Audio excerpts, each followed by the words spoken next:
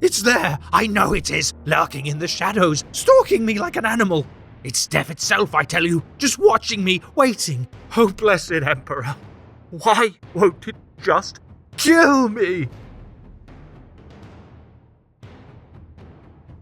The Death Leaper is a lictor of Highfleet Leviathan.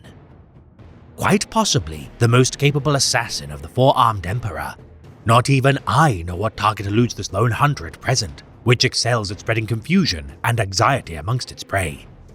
First sighted during the invasion of the missionary world of St. Caspalan during 997.M41, reports of an exceptionally capable lictor felling the aides of the planet's spiritual leader, Cardinal Salem, plunged the population into mayhem whilst denying him his martyrdom.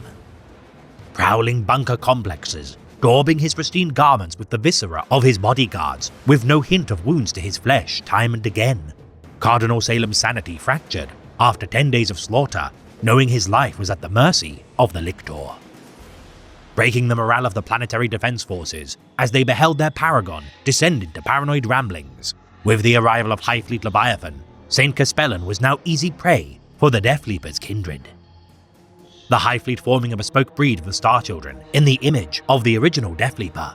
This evolutionary apex of the lictor breed had succeeded where its predecessor, which had harried the world of Medusa 5 as part of Highfleet Behemoth, had failed.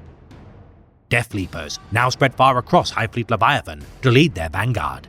The original terror weapon of the Star Children strikes swiftly across enemy lines, sundering mortals and false angels alike with its dreaded claws.